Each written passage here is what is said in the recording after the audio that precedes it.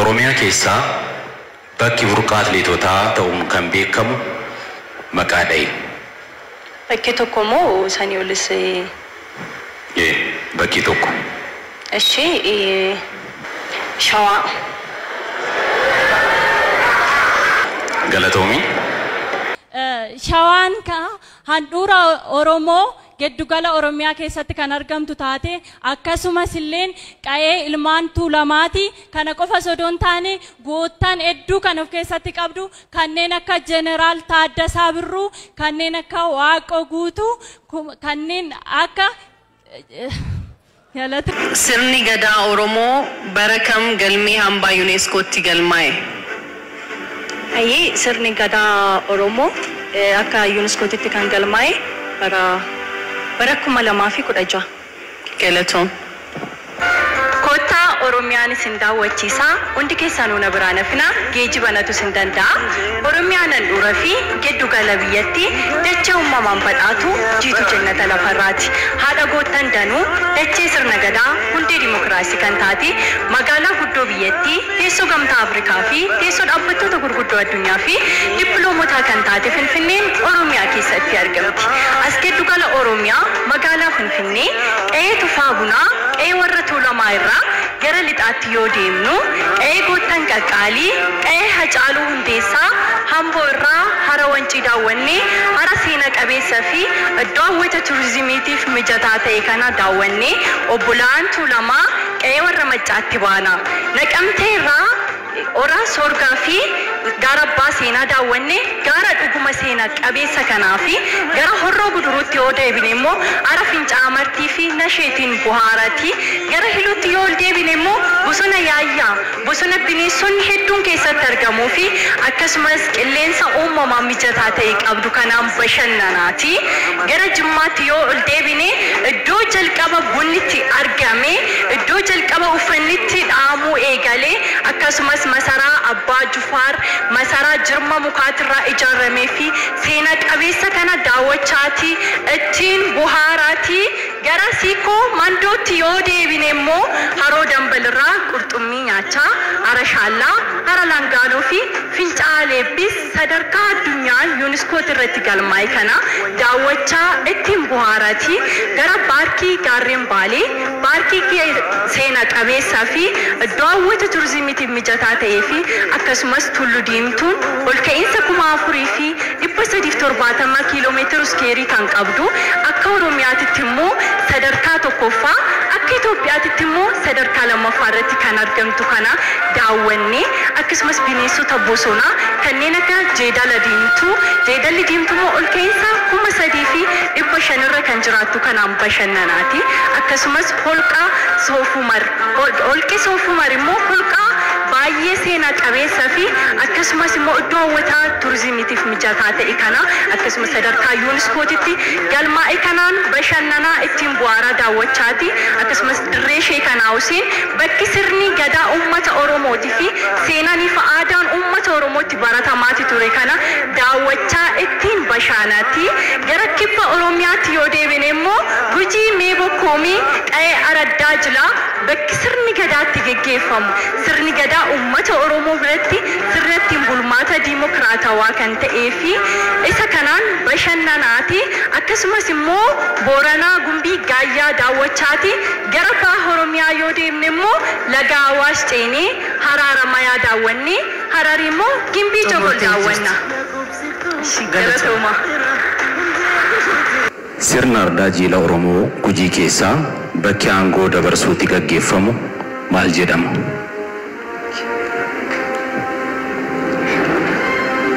Gujii keessa Gujiin albuudota garaagaraatiin Gaaffii isaanii irratti deebi'a.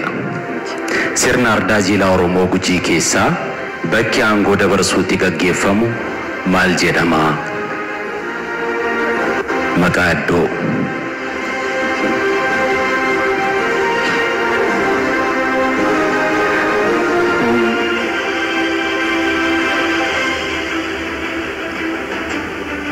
sirna gadaatiin sirriitti beekama.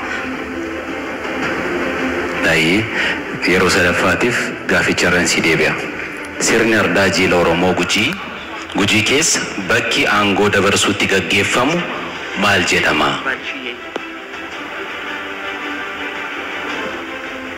Sorry, kanan beeku. Ayyee galatoomi.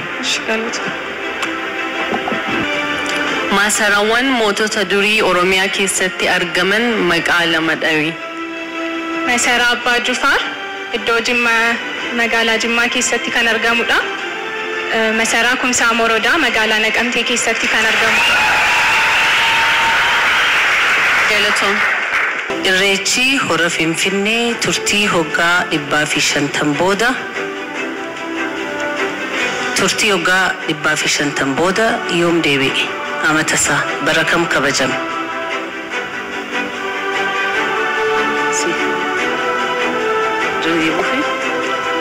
Sirra deebu.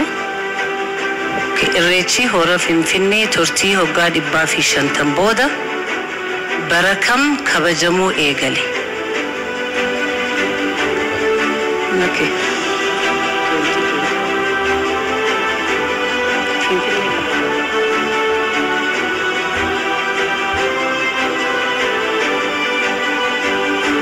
Akka lakkoofsa faranjootaatti bara 2018.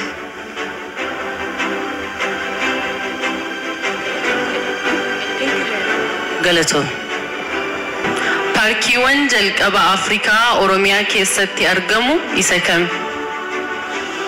Naashinaal Paarkii Baaleetti argama. Galatoom. Sirrii miti deebiin Subbaa Mannaagashaadha.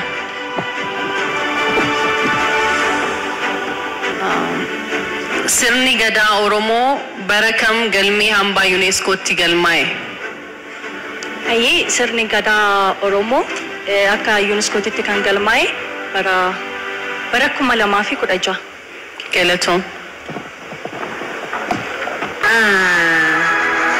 Akkas ta'e dubbiin gaaffilee top 5 shamarran keenya top 5 galan shananuu gaafataman keessa kan deebii sirrii argatte shamarree tokko qofa waan taateef murteessitoonni irra deebi'anii carraa lammataatiin gaaffii marsaa lammataatiin carraa kan biraa shamarran kanaaf kennuuf murteessanii jiru. Oromiyaa keessaa bakki burqaa atleetotaa ta'uun kan beekamu maqaa dha'i. Bakki tokko moo sanii olis? Bakki tokko. Ishee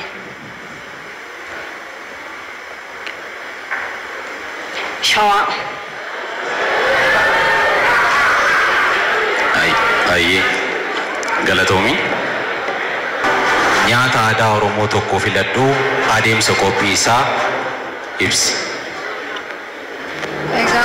Nyaata aadaa Oromoo keessaa cororsaadha. Cororsaan kan qophaa'u urgoo irraati. Urgoo irraa fi akkasumas dhadhaa irraati. Dhadhaan illee akkasuma nyaata aadaa Oromoo keessaa isa tokkodha.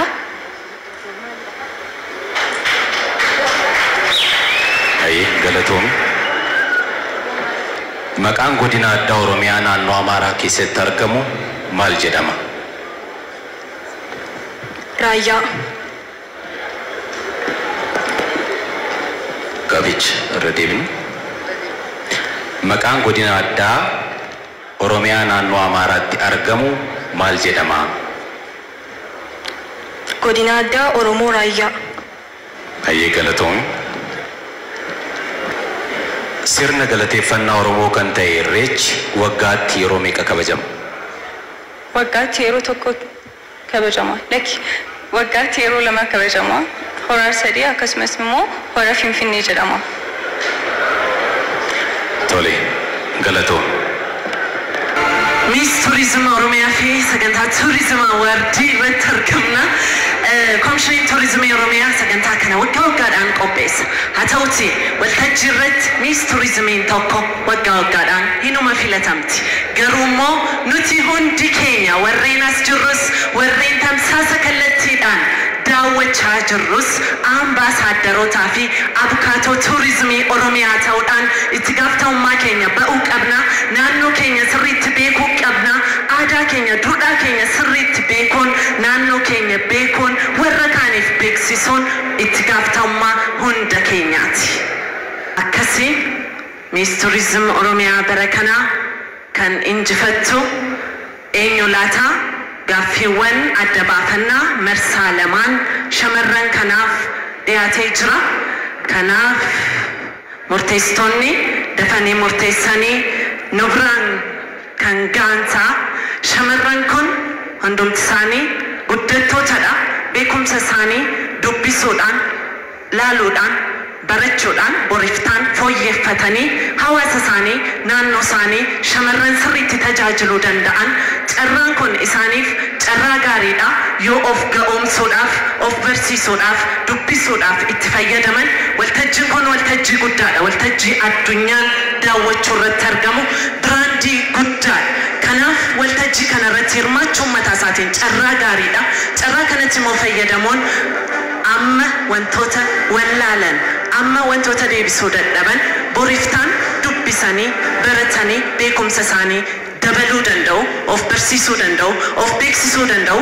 Kanaafis immoo hawaasni jara gargaaruu qaba. Ijoolleen kun fuula keenya ta'u, fuula uummataati, fuula turizimii Itoophiyaati.